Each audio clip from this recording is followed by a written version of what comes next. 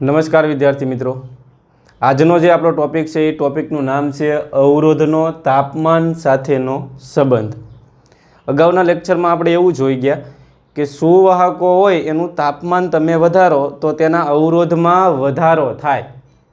હવે તમે કેટલું તાપમાન વધારો ત્યારે કેટલો અવરોધ વધે એ તમારે જાણવું હોય તો એક સૂત્ર મેળવવું પડે, ને આ સૂત્ર અવરોધ અને તાપમાન વચ્ચેનો સંબંધ દર્શાવતું સૂત્ર કહેવાય। આ સૂત્રની તારવણી તમારે ટેક્સ્ટ બુકમાં આપેલી નથી, પણ જો એક્ઝામમાં આ થિયરી પૂછી નાખે તો તારવણી કરી નાખવાની, નાની એવી થિયરી છે। તો આગળ વધીએ તો એના માટે એક સુવાહક ધ્યાનમાં લેશું। જૂનો અને જાણીતો આપણો આ સુવાહક કોપરનો સળિયો ધ્યાનમાં લ્યો। હવે ધારો કે આનો પ્રારંભની અંદર એટલે કે T0 તાપમાને, હાલમાં તાપમાન છે ને આ સુવાહકનું એ T0 છે, અને T0 તાપમાને એનો જે મૂળ અવરોધ છે અથવા તો પ્રારંભમાં જે અવરોધ છે એને હું R0 કહી દઉં। સપોઝ 10 ઓહમ છે। આ તારનો પ્રારંભમાં અવરોધ કેટલો છે? R0 એટલે કે 10 ઓહમ। હવે તમારે એનું તાપમાન વધારવાનું છે અને ગરમ કરો, બરાબર ને? ઉષ્મા ઉર્જા આપો એટલે એ ગરમ થશે અને તાપમાન વધશે, અને અંતિમ તાપમાન કીધી આપણે T। તો તાપમાન વધારશો એટલે આના અવરોધમાં વધારો થાય। અંતિમ અવરોધ થયો R। પ્રારંભમાં R0 હતો, અંતમાં R થયો, અને સપોઝ આ વધીને 15 ઓહમ થયો। તો તમારે મને કહેવાનું છે કે અવરોધમાં કેટલો વધારો થયો? 10 હતો ને 15 થયો, એટલે વધારો કેટલાનો થયો હોય? 5નો વધારો થયો હોય। તો મારે અવરોધમાં થતો ફેરફાર જાણવો છે। અવરોધમાં થતો ફેરફાર, તો એને હું ડેલ્ટા R કહી દઉં। તો અવરોધમાં થતો ફેરફાર તમારે જાણવું હોય તો શું કરાય? અંતિમ અવરોધમાંથી પ્રારંભિક અવરોધ બાદ કરી નાખાય। તો અંતિમ અવરોધ કેટલો છે? R, અને પ્રારંભમાં કેટલો હતો? R0। તો અંતિમ અવરોધ કેટલો છે? 15। એમાંથી પ્રારંભમાં મૂળ અવરોધ બાદ કરી નાખો એટલે કે 10। તો જવાબ કેટલો આવે? 5। તો એનો મતલબ એમ કે 5 ઓહમનો વધારો થયો કહેવાય। હવે પ્રયોગો એવું દર્શાવે છે કે આ અવરોધમાં થતો ફેરફાર એટલે કે ડેલ્ટા R એ બે બાબત ઉપર આધારિત છે। એક એના મૂળ અવરોધ ઉપર। જો એનો મૂળ અવરોધ વધારે હોય, પ્રારંભમાં જો આ તારનો અવરોધ વધારે હોય તો આ અવરોધમાં વધારે ફેરફાર થાય। ફરી એકવાર કહું, અવરોધમાં થતો ફેરફાર, આને તમે ગરમ કરશો તો અવરોધમાં વધારો થશે। તો આ વધારાનો આધાર કોના ઉપર છે? તો કે આ તારના મૂળ અવરોધ ઉપર। જો અહીંયા 5 ઓહમ હોય ને એના બદલે 50 ઓહમનો તાર હોય તો 5 ઓહમમાં ઓછો ફેરફાર થાય, 50 ઓહમમાં વધારે ફેરફાર થાય। એટલે જેમ એનો મૂળ અવરોધ વધારે એમ એમાં ફેરફાર વધારે થાય। એટલે આ બંને એકબીજાના કેવા કહેવાય? સમપ્રમાણમાં। અને બીજું છે તાપમાનમાં થતો ફેરફાર। જો તમે તાપમાનમાં વધારે ફેરફાર કરશો અહીંયા તો વધારે ફેરફાર થશે। તો બીજું છે તાપમાનમાં થતા ફેરફારને હું કીધું ડેલ્ટા T। તો ડેલ્ટા T જો વધારે હશે તો એ અવરોધમાં મોટા ફેરફારો થશે, એટલે કે વધારે પ્રમાણમાં વધારો થશે। મૂળ અવરોધ વધારે હશે તો એ અવરોધમાં વધારે વધારો થશે। તો આના ઉપરથી આપણે એક સંબંધ મેળવી શકીએ કે અવરોધમાં થતો ફેરફાર, અવરોધમાં થતો ફેરફાર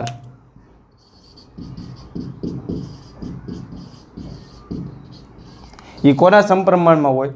તો કે મૂળ અવરોધ અને તાપમાનમાં થતા ફેરફારના સમપ્રમાણમાં હોય। ફેરફાર એ પ્રારંભિક અવરોધ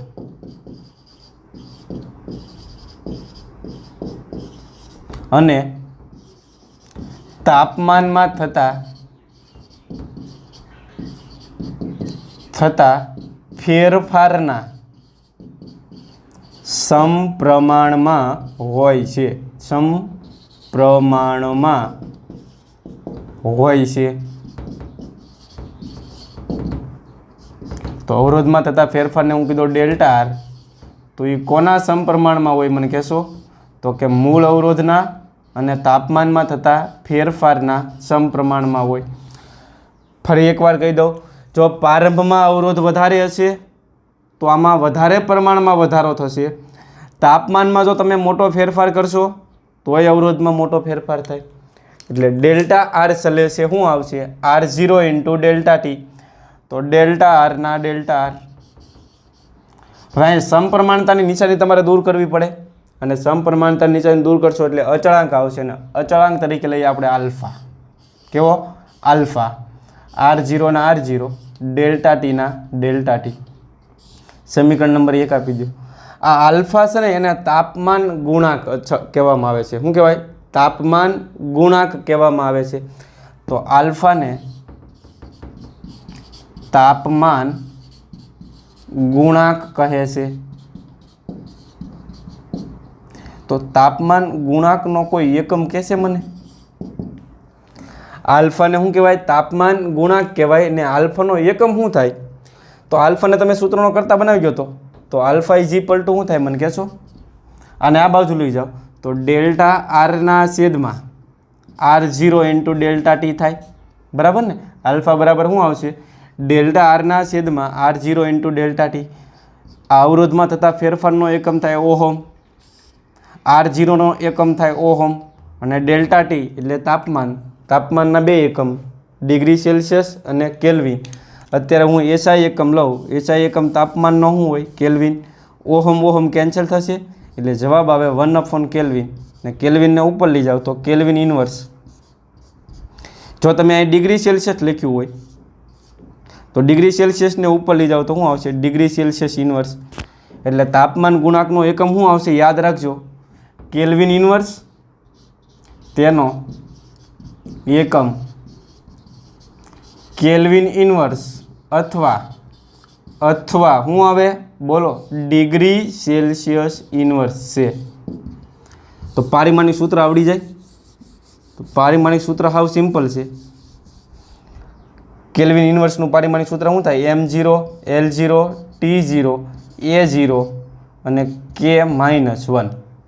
બરાબર ને? એટલું યાદ રાખજો. કેલ્વિન ઉપરથી પારિમાણિક સૂત્ર આપણે લખશું કેલ્વિન ઇન્વર્સ. ઓકે હાલો અહીંયા ઊંધીનું ચિત્ર ક્લિયર. હવે તમે મને કહેશો ડેલ્ટા આર બરાબર શું લખાય? તો કે અંતિમ અવરોધ માઇનસ પ્રારંભિક અવરોધ. બરાબર ને? ડેલ્ટા આર બરાબર શું થાય અંતિમ અવરોધ માઇનસ પ્રારંભિક અવરોધ.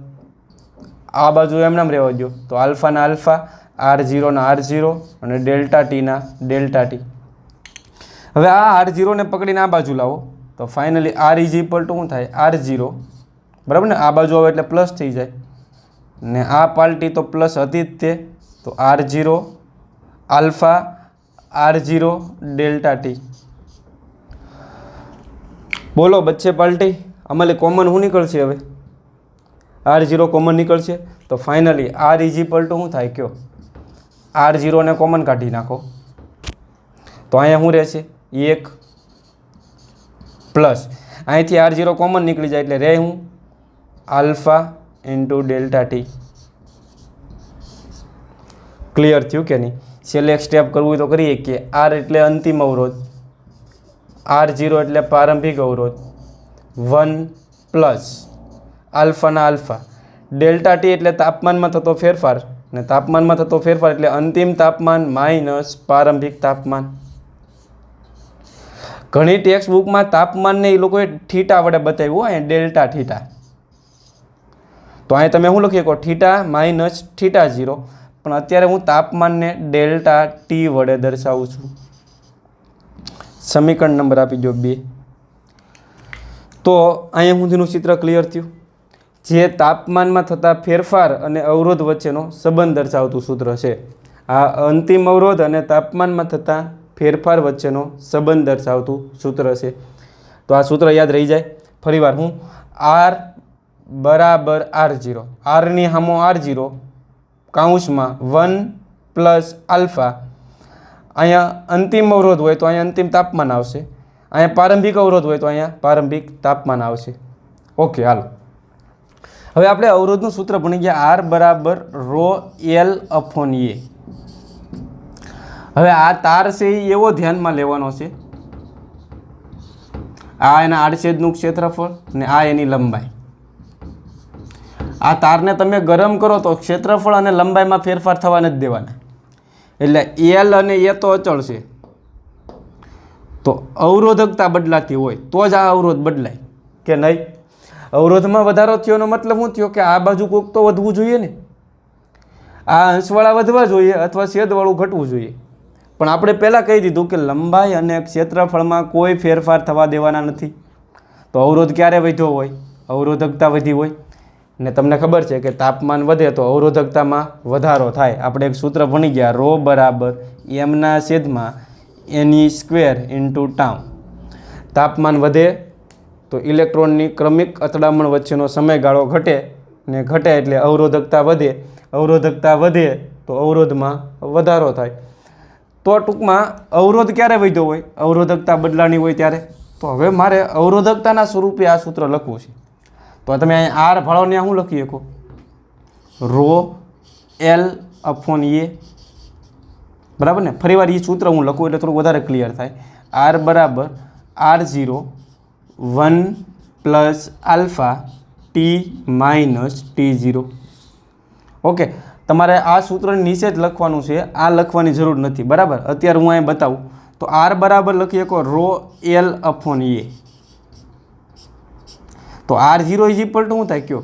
તો અહીંયા ρ0 આવી જાય, ρ0 L/A. આ પ્રારંભિક અવરોધકતા છે ને આ અંતિમ અવરોધકતા છે. અહીંયા શું આવશે? 1 + આલ્ફા T-T0. તો L/A કેન્સલ થશે.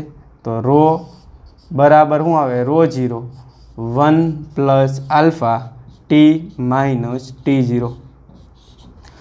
તો આ સૂત્રમાં આર હતા ને આ સૂત્રમાં આપણે અવરોધકતા આવી ગઈ. ρ હોય તો અહીંયા ρ0 આવે અને અહીં આર હોય તો R0 આવે. એટલે આ સૂત્ર આપણે ડાયરેક્ટ લખીશું હવે તે જ રીતે એને કે, એટલે કે અહીંયા જે કર્યું એ જ રીતે અવરોધકતા રોનું સૂત્ર શું આવે? ρ0 1 + આલ્ફા T-T0. તો મિત્રો અહીંયા સુધીનું ચિત્ર ક્લિયર થયું. તો આ અવરોધકતા અને તાપમાન વચ્ચેના સંબંધ દર્શાવતું સૂત્ર મળી ગયું. હવે વિદ્યાર્થી મિત્રો, હું વારંવાર કહું છું કે સુવાહકોનું તાપમાન વધારો તો અવરોધમાં શું થાય? વધારો થાય. અવરોધમાં ક્યારે વધારો થયો હોય? તો અવરોધકતામાં વધારો થયો હોય. તો આપણે અવરોધકતા વિરુદ્ધ તાપમાનનો આલેખ દોરવો છે સુવાહક માટે. ρ વિરુદ્ધ T નો આલેખ.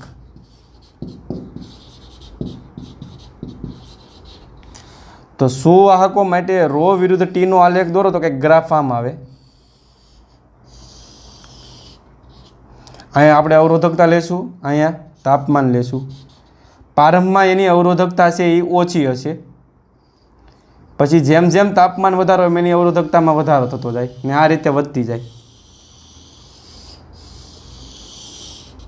તો સુવાહકો માટે ફરી એકવાર કહું, તાપમાન વધારો એમ અવરોધકતામાં છે એ વધારો થવો જોઈએ, બરાબર ને? એ દેખાય છે કે નહીં? જો તમે આમ ગ્રાફ દોર્યો હોત તો તાપમાન વધે એમ અવરોધકતા શું થતી હોય? ઘટતી હોય. આ આલેખ શું બતાવે છે? તમને દેખાય છે કે જેમ જેમ તમે તાપમાન વધારતા તો એમ અવરોધકતા વધતી જાય. તો આ ગ્રાફ કોના માટે છે? સુવાહકો માટે. ને મિત્રો, આ આલેખ તમને જાણીને નવાઈ લાગશે, નીટ 2020ની એક્ઝામમાં પૂછાઈ ગયો. એવો પ્રશ્ન પૂછ્યો હતો કે કોપર માટે ρ વિરુદ્ધ T નો આલેખ કેવો હોય? હવે કોપર એટલે થયો સુવાહક ને સુવાહક માટે ρ વિરુદ્ધ T નો આલેખ કેવો મળે? તો કે આ રીતનો. તો એક વાક્ય લખીએ કે સુવાહકો તાપમાન વધારો તો અવરોધકતામાં વધારો થાય છે. સુવાહકોનું તાપમાન વધારો તો અવરોધકતામાં શું થાય? વધારો થાય. ને અવરોધકતામાં વધારો થાય ને એટલા માટે એનો તાપમાન ગુણાંક છે ને એ ધન આવે. તાપમાન ગુણાંક એટલે આલ્ફા. ધ્યાન અહીં રાખજો, આ સૂત્રને ફોલો કરો આપણું. હવે તમને ખબર પડે છે જો આ આલ્ફાની કિંમત ધન હોય તો શું થાય? પહેલાં તમે ઋણ હોય તો વિચારો. તો આ આલ્ફાની કિંમત જો ઋણ આવી હોત તો અહીં માઇનસ થઈ જાય. તો હવે તમે તાપમાનમાં વધારો કરશો એટલે આ ભાગમાં વધારો થાય, જો ખબર પડતી હોય તો. તાપમાનમાં વધારો કરો એટલે આ ભાગમાં વધારો થાય. આ ભાગ વધે એટલે આમાંથી આ વધારે બાદ થાય, બરાબર? આ ભાગ વધે તો આમાંથી આ વધારે બાદ થાય ને આ વધારે બાદ થાય તો આમાં ઘટાડો થાય. પાકું ને? તાપમાન વધારો એટલે આ ભાગમાં ઘટાડો થાય અને આ ભાગ ઘટે તો અવરોધકતામાં શું થાય? ઘટાડો થાય. જો તાપમાન ગુણાંક ઋણ હોય તો તાપમાન વધે તો અવરોધકતા ઘટતી હોય, પણ જો તાપમાન ગુણાંક ધન હોય તો શું થાય? હવે વિચારો, આમાં વધારો થાય તો આ આખા ભાગમાં વધારો થાય, આ આખા ભાગમાં વધારો થાય તો અહીંયા પ્લસ છે, આ આખામાં વધારો થતો હોય ને આખામાં વધારો થતો હોય તો અવરોધકતામાં પણ શું થાય? વધારો થતો હોય. માઇનસ હોય તો શું થાય? ફરીવાર હું યાદ કરાવું. જો આલ્ફા ઋણ હોય તો શું થાય?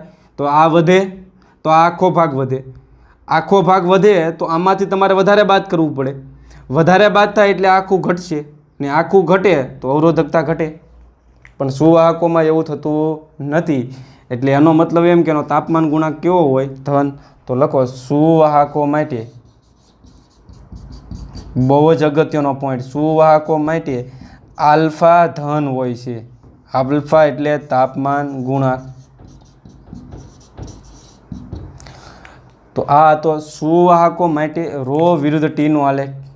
સુવાહક માટે. ત્યાર પછી આપણે મેળવવાનો છે અર્ધવાહકો માટે. અર્ધવાહકો એટલે સિલિકોન અને જર્મેનિયમ. આવર્તક કોષ્ટકના તમને ખબર છે 14મા સમૂહના તત્વ સિલિકોન અને જર્મેનિયમ, એને અર્ધવાહકો કહેવામાં આવે. અંગ્રેજીમાં એને સેમિકન્ડક્ટર કહેવાય. તો એની અવરોધકતા છે ને તાપમાન વધે એમ ઘટે. આગળ આપણે 14મું ચેપ્ટર જોવાના છીએ એટલે અત્યારે હું એમાં તમને કાંઈ વહીવટ કરાવતો નથી. પણ સેમિકન્ડક્ટર રચના એવી છે કે એનું તાપમાન વધે, અવરોધકતા ઘટે. સુવાહકોમાં શું થાય છે? તાપમાન વધે તો અવરોધકતા વધતી હોય. જ્યારે અર્ધવાહકો માટે શું થાય? તો બીજો આલેખ આપણે દોરવાનો છે અર્ધવાહકો માટે.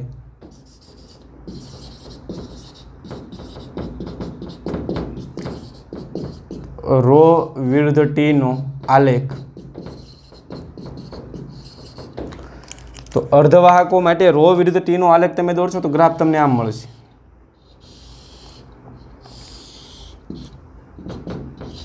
રો વિરુદ્ધ ટીનો આલેખ. તો તમને ગ્રાફ તમને આ રીતે જોવા મળે. બહુ જ અગત્યનો ગ્રાફ છે. તો અર્ધવાહકોનું તમે તાપમાન વધારો તો અવરોધકતામાં શું થાય છે? જો તો ધીમે ધીમે અવરોધકતા છે એ ઘટતી જાય ને અવરોધકતા ઘટે તો વાહકતામાં શું થાય? વધારો થાય. ક્લિયર થયું કે નહીં? એટલે આ અર્ધવાહકો માટે તાપમાન વધે એમ અવરોધકતા ઘટે, સુવાહકો માટે તાપમાન વધે એમ અવરોધકતા વધે.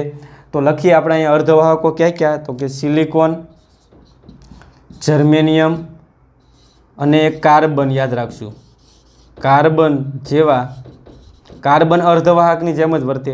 સિલિકોન, જર્મેનિયમ અને કાર્બન જેવા અર્ધવાહકો માટે તાપમાન વધતા અવરોધકતા ઘટે છે. શું થાય છે? ઘટે છે. તેથી તેનો તાપમાન ગુણાંક શું આવશે? ઋણ. કારણ કે અહીંયા ઋણ હોય તો જ તાપમાન વધે તો આ ઘટે. એટલે લખવાનું તેનો તાપમાન ગુણાંક આલ્ફા કેવો હોય છે? ઋણ હોય છે. તો બે ગ્રાફ ક્લિયર થયા. સુવાહક માટે તાપમાન ગુણાંક કેવો હોય? ધન હોય. તમને એમ કે ભાઈ કોપર છે તો કોપરનો તાપમાન ગુણાંક કેટલો હોય? કેવો હોય? ધન હોય છે કે ઋણ હશે? તો કે ધન. એલ્યુમિનિયમ સુવાહક છે તો એનો તાપમાન ગુણાંક કેવો હોય? ધન હોય. સોનું સુવાહક છે એટલે એનો તાપમાન ગુણાંક કેવો હોય? ધન હોય. ચાંદી સુવાહક છે એટલે એનો તાપમાન ગુણાંક કેવો હોય? ધન હોય. અને 3 અર્ધવાહકો યાદ રાખવાના છે, સિલિકોન, જર્મેનિયમ અને કાર્બન. ત્રણેના તાપમાન ગુણાંક કેવા આવશે? ઋણ આવશે. સીધા MCQ આમાંથી પૂછાઈ જાય. હજી એક આપણે આલેખ દોરવાનો બાકી છે ને એ આલેખ છે મિશ્ર ધાતુ માટે. કઈ ધાતુ માટે? મિશ્ર ધાતુ માટે. તો એનો આલેખ દોરીએ આપણે. એની પહેલાં તમારે અહીંયા સુધી લખી નાખવાનું. તો આપણે મિશ્ર ધાતુ કોને કહેવાય? તો કે કોઈ એક ધાતુની અંદર તમે ઘણી બધી ધાતુનું મિશ્રણ કરો તો એને મિશ્ર ધાતુ કહેવાય. તો મિશ્ર ધાતુ માટે તમે જો અવરોધકતા વિરુદ્ધ તાપમાનનો ગ્રાફ દોરો, કોના માટે? મિશ્ર ધાતુ માટે રો વિરુદ્ધ ટીનો આલેખ. તો મિશ્ર ધાતુ માટે અવરોધકતા વિરુદ્ધ તાપમાનનો ગ્રાફ દોરશો તો ગ્રાફ કંઈ કામ આવે, રો વિરુદ્ધ ટીનો આલેખ.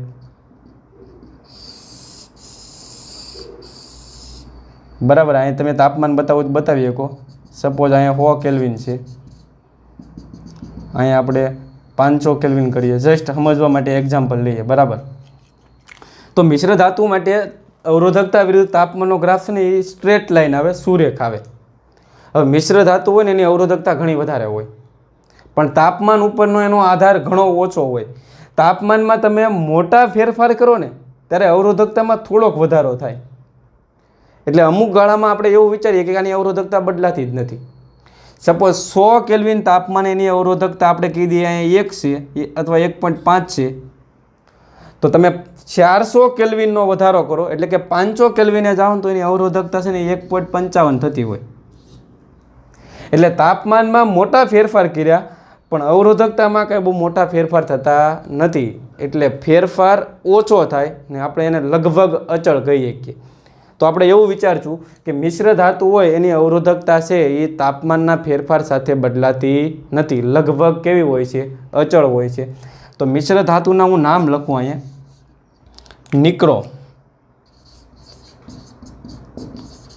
નિક્રોમ છે એ કોની મિશ્ર ધાતુ છે? તો યાદ રાખજો, નિકલ, ક્રોમિયમ અને લોખંડ. નિક્રોમની અવરોધકતા વધારે હોય છે, પરંતુ તાપમાન પર આધાર ઓછો હોય છે. તાપમાન પર આધાર ઓછો હોય છે.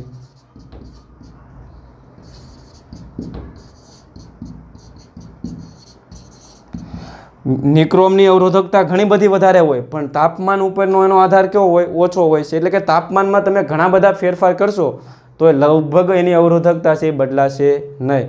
તો જો તમારે અવરોધમાં મોટા ફેરફાર થવા દેવા ન હોય તાપમાન સાથે તો મને કહેશો સુવાહકને પસંદ કરશો, અર્ધવાહકને પસંદ કરશો કે મિશ્ર ધાતુને પસંદ કરશો? કારણ કે મિશ્ર ધાતુ છે એની અવરોધકતા તાપમાન સાથે બદલાતી નથી. એટલે જો સ્ટાન્ડર્ડ અવરોધ બનાવવા હોય, પ્રમાણભૂત અવરોધ બનાવવા હોય તો અવરોધના દ્રવ્ય તરીકે કોને પસંદ કરીશું? મિશ્ર ધાતુને. કારણ કે એના તાપમાનમાં સાથે અવરોધમાં ફેરફારો થતા નથી. અને બે મિશ્ર ધાતુના હું નામ લખું અહીંયા. એક છે મેંગેનીન. તો આ મેંગેનીનનું કોની મિશ્ર ધાતુ છે? તો યાદ રાખજો, મેંગેનીઝ, ક્રોમિયમ અને નિકલ. તો આ મેંગેનીન કોની મિશ્ર ધાતુ છે? મેંગેનીઝ, ક્રોમિયમ અને નિકલ. અને એક બીજી મિશ્ર ધાતુ છે, અને બીજી મિશ્ર ધાતુ છે કોન્સ્ટન્ટન. કેવું બોલો તો? કોન્સ્ટન્ટન. ટન ટન કરી નાખો છે એટલે કોન્સ્ટન્ટન. મેંગેનીન અને કોન્સ્ટન્ટન એવી બે મિશ્ર ધાતુ છે કે એની અવરોધકતા તાપમાનથી સ્વતંત્ર છે. ગમે એટલા તાપમાનમાં તમે ફેરફાર કરશો તો એની અવરોધકતામાં કોઈ ફેર પડશે નહીં. સપોઝ મેંગેનીનની અવરોધકતા હું એમ કહું કે 100 કેલ્વિન તાપમાને સપોઝ અહીંયા 10 છે, જસ્ટ સમજવા માટે, તો તમે અહીંયા 1000 કેલ્વિન તાપમાન કરશો ને તો એની અવરોધકતામાં કોઈ ફેર નહીં પડે. તો મેંગેનીન અને કોન્સ્ટન્ટન મિશ્ર ધાતુ છે એની અવરોધકતા તાપમાનથી સ્વતંત્ર છે. તો આવો પ્રશ્ન પૂછી નાખે કે કોની અવરોધકતા તાપમાનથી સ્વતંત્ર છે? તો મેંગેનીન અને કોન્સ્ટન્ટન. તો એનો મતલબ કે અહીં તાપમાનમાં ફેરફાર કરો તો અવરોધકતામાં કોઈ ફેરફાર થતો નથી. એટલે આનો તાપમાન ગુણાંક છે ને એ શૂન્ય હોય. શું કામ? જોજો અહીં તમે તાપમાન ગુણાંક શૂન્ય લઈ લો, પછી અહીં તમે તાપમાનમાં ગમે એટલા ફેરફાર કરો, જવાબ શું આવશે? રો ને રોજ આવે કે નહીં? કારણ કે અહીંયા જો તમે આલ્ફા શૂન્ય લઈ લો તો ફરી એકવાર કહો, અહીંયા તમે ગમે એટલા ફેરફાર કરશો આ જવાબ તો છે એ શૂન્ય થઈ જાય. કારણ કે તાપમાન ઉપર આધારિત નથી. એનો મતલબ એમ કે આ ભાગ શૂન્ય હશે. આ ભાગ શૂન્ય ક્યારે હોય? આલ્ફા શૂન્ય હોય. જો આલ્ફા ધન હોત તો શું થાય? તાપમાન વધે તો આ વધે. આલ્ફા ઋણ હોત તો શું થાય? તો તાપમાન વધે તો આ ભાગ ઘટે. પણ તાપમાનમાં ગમે એટલો ફેરફાર કરો આમાં કાંઈ ફેરફાર નથી થતો. તો એનો મતલબ એમ કે આલ્ફા કેવો હશે? શૂન્ય. તો મિશ્ર ધાતુ માટે આલ્ફાનું મૂલ્ય લગભગ શૂન્ય હોય, અને મેંગેનીન અને કોન્સ્ટન્ટન માટે તો શૂન્ય જ હોય. કારણ કે ગમે એટલા તાપમાનમાં ફેરફાર કરો અવરોધકતા બદલાતી નથી. એટલે એને લખવાનું હોય તેનો તાપમાન ગુણાંક, તેનો તાપમાન ગુણાંક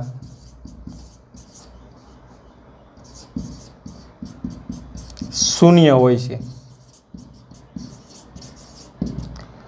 તો ક્લિયર થયું. સુવાહકોનો તાપમાન ગુણાંક ધન હશે, અર્ધવાહકોનો ઋણ હશે અને મિશ્ર ધાતુ છે એનો તાપમાન ગુણાંક કેટલો હોય? શૂન્ય હોય. તો અહીંયા સુધીનું ચિત્ર ક્લિયર થયું. તો અવરોધનો તાપમાન સાથેનો સંબંધ કહે તો અહીંથી શરૂઆત કરવાનું કે અવરોધમાં થતો ફેરફાર. અહીં એક વાક્ય લખીએ, સુવાહકમાં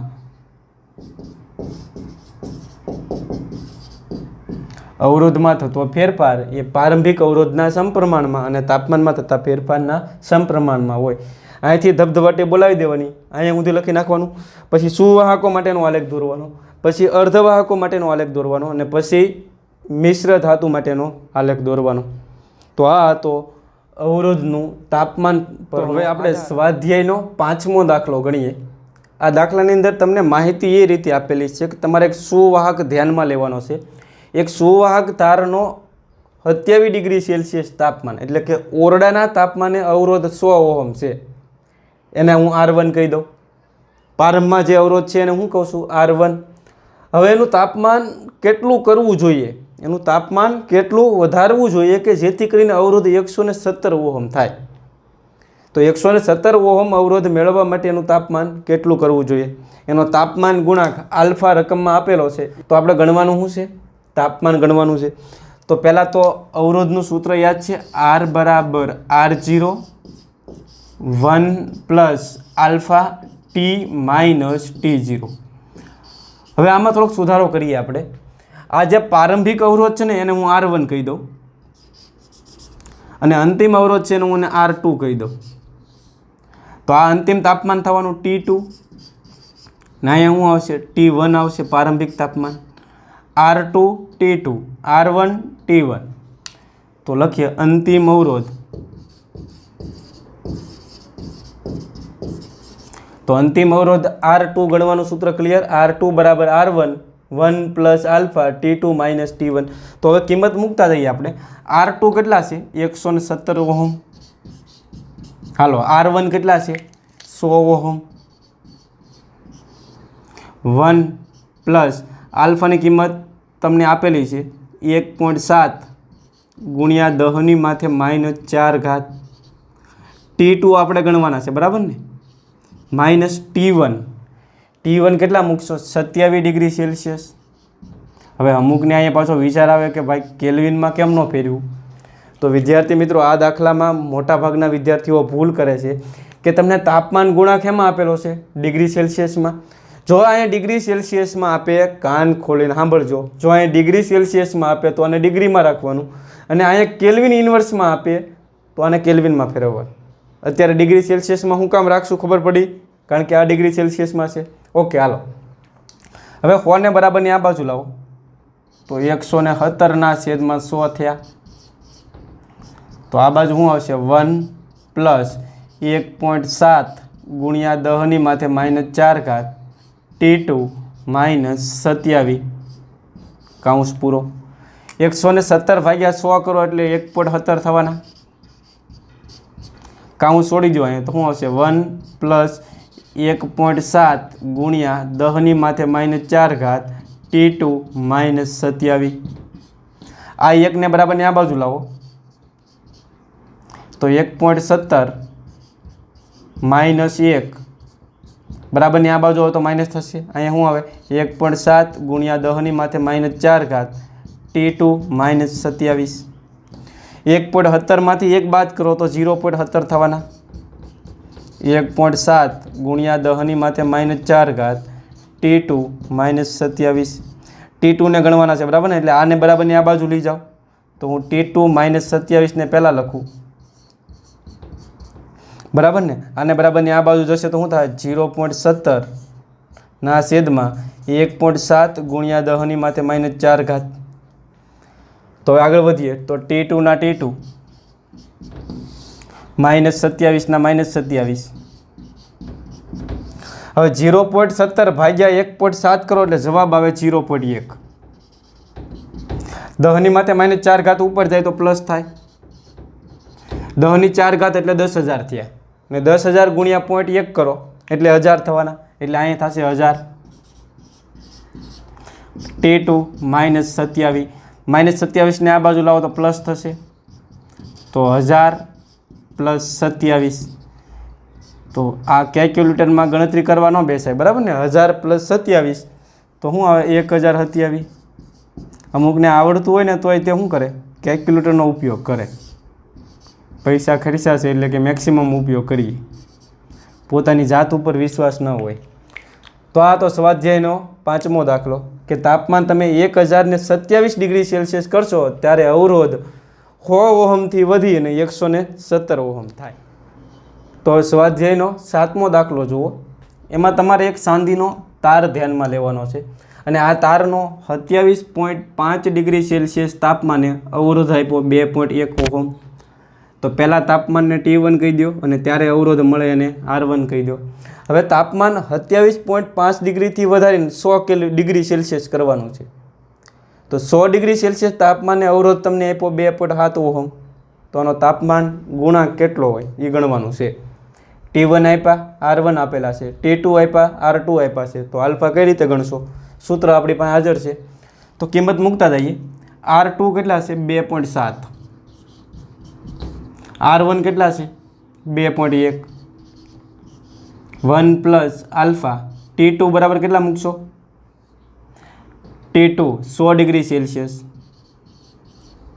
અને T1 27.5 ડિગ્રી સેલ્સિયસ આ ડિગ્રી સેલ્સિયસમાં રાખો તો આલ્ફાની કિંમત એમાં આવશે એકમ ડિગ્રી સેલ્સિયસમાં આને બરાબરની આ બાજુ લઈ જાઓ તો 2.7/2.1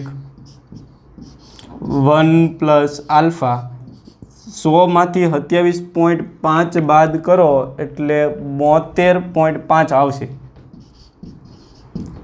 બરાબર ને હિસાબ કરી દો 72.5માં 27.5 ઉમેરો એટલે 100 થઈ જાય છે બરાબર હાલો હવે 2.7 ભાગ્યા 2.1 કરો એટલે જવાબ આવશે તમારે 1.252857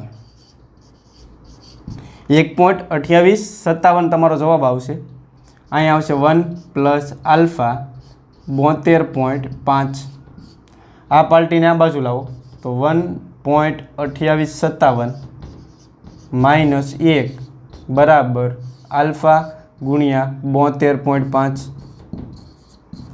આમાંથી તમે આ બાદ કરો તો 0.2857 થવાના આલ્ફા ગુણ્યા 72.5 તો આલ્ફાના સૂત્રોનો કરતા બનાવી ગયો તો આલ્ફા = શું થાય 0.2857 ના છેદમાં 72.5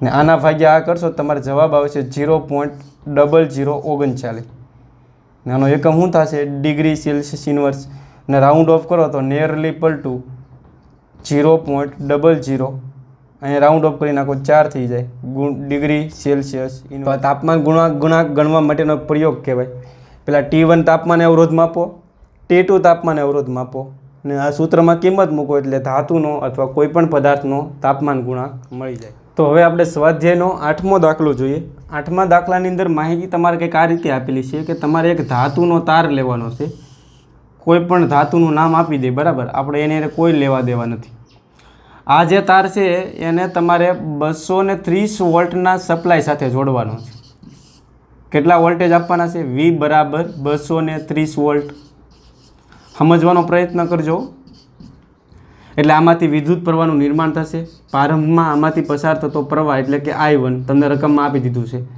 કેટલો આપ્યો છે 3.2 એમ્પિયર ને પ્રારંભમાં આવડું આ જે તાર છે એનું તાપમાન તમને આપ્યું 27 ડિગ્રી સેલ્સિયસ પ્રારંભમાં આ તાર ઓરડાના તાપમાને છે 27 ડિગ્રી સેલ્સિયસ જેવું 230 વોલ્ટની બેટરી જોડશો એટલે આમાંથી પ્રારંભમાં પ્રવાહ પસાર થશે કેટલો છે 3.2 એમ્પિયર હવે તમને ખબર છે કે કોઈ તારમાંથી વિદ્યુત પ્રવાહ પસાર થાય ને એટલે તાર ગરમ થાય પ્રારંભમાંનું તાપમાન હતું T1 બરાબર 27 ડિગ્રી સેલ્સિયસ હવે તાર ગરમ થશે એટલે શું થશે તાપમાન વધી જશે તાપમાન વધે એટલે અવરોધ વધશે અને અવરોધ વધે તો પ્રવાહમાં શું થાય ઘટાડો તો શરૂઆતમાં પ્રવાહ 3.2 એમ્પિયર વહેતો હતો પછી થોડાક સમય પછી તમે આનું અવલોકન કરો તો આનો અવરોધ વધી ગયો હશે શા માટે કારણ કે તાપમાન વધી ગયું હશે અને અવરોધ વધવાને લીધે આમાં પ્રવાહમાં ઘટાડો થયો હશે અને પ્રવાહ ઘટીને કેટલો થઈ ગયો 2.8 એમ્પિયર તો એનું અંતિમ તાપમાન કેટલું હશે ને એ ગણવાનું છે.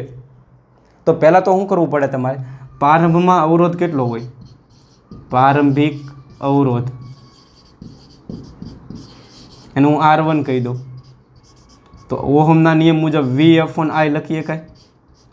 વોલ્ટેજ તો આપણે અચળ જ રાખવાના છે 230 વોલ્ટ. પ્રારંભમાં પ્રવાહ કેટલો વહે છે I1, તો V બરાબર કેટલા મૂકશો 230. પ્રારંભમાં પ્રવાહ કેટલો છે 3.2 એમ્પિયર. તો 230 ભાગ્યા 3.2 કરશો તમે એટલે તમારે જવાબ આવશે 71.875 ઓહમ. હવે અંતિમ અવરોધ ગણવો હોય તો અંતિમ અવરોધ આપણે અહીંયા ગણીએ. અંતિમ અવરોધ R2 બરાબર શું આવશે કયો, V/I2. કારણ કે પ્રવાહ બદલાણો હશે, અવરોધે બદલાઈ ગયો હશે. તો R2 ના R2 V બરાબર કેટલા છે 230 વોલ્ટ ને I2 એટલે અંતિમ પ્રવાહ કેટલો છે 2.8. તો R2 બરાબર આના છેદમાં તમે આ કરશો એટલે જવાબ આવશે 82.14 ઓહમ. તો R1 મળી ગયા, R2 મળી ગયા, T1 તમને આપેલા છે તો T2 મળી જાય. તો આપણા માટે અંતિમ અવરોધ ગણવા માટેનું સૂત્ર શું છે, અંતિમ અવરોધ R2 બરાબર R1 કાઉન્સમાં 1 plus alpha T2 minus T1. તો ધબધબાટી બોલાવી દઈએ. R2 બરાબર કેટલા મૂકશો 82.14. R1 કેટલા મૂકશો 71.875. 1 પ્લસ આલ્ફા તમને આપેલા છે 1.7 ગુણ્યા 10⁻⁻⁴. T2 તમારે ગણવાના છે. T1 કેટલા છે 27 ડિગ્રી સેલ્સિયસ. ડિગ્રીમાં રાખશો કે કેલ્વિનમાં, અહીં ડિગ્રી સેલ્સિયસ આપ્યું એટલે ડિગ્રીમાં જ રાખો, 27 ડિગ્રી સેલ્સિયસ. હાલો બરાબરની આને આ બાજુ લાવો તો 82.14 ના છેદમાં 71.875 બરાબર અને કાઉન્સ છોડી દો તો 1 પ્લસ 1.7 ગુણ્યા 10⁻⁻⁴ કાઉન્સમાં T2 માઇનસ 27. હવે આના ભાગ્યા તમે આ કરશો તો તમારે જવાબ આવશે 1.1428. આના ભાગ્યા આ કરશો જવાબ કેટલો આવશે 1.1428. આ બાજુ શું છે 1 પ્લસ 1.7 ગુણ્યા 10⁻⁻⁴ કાઉન્સમાં T2 માઇનસ 27. 1 ને બરાબરની આ બાજુ લાવો તો 1.1428 માઇનસ 1 બરાબર 1.7 ગુણ્યા 10⁻⁻⁴ T2 માઇનસ 27. 1.1428 માંથી 1 બાદ કરો તો 0.1428 આવશે. 1.7 ગુણ્યા 10⁻⁻⁴ T2 માઇનસ 27. આને બરાબરની આ બાજુ લાવો તો T2 માઇનસ 27 બરાબર ને. હું અહીં લખી નાખું, આને આ બાજુ લઈ જાઓ તો 0.1428 ના છેદમાં 1.7 ગુણ્યા 10⁻⁻⁴ તો T2 માઇનસ 27. આના છેદમાં તમે આ કરો એટલે જવાબ આવે 0.084 આવશે.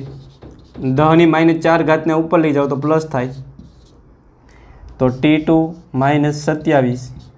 10⁻⁴ એટલે 10,000 થયા અને 10,000 ગુણ્યા આ કરશો તો 840.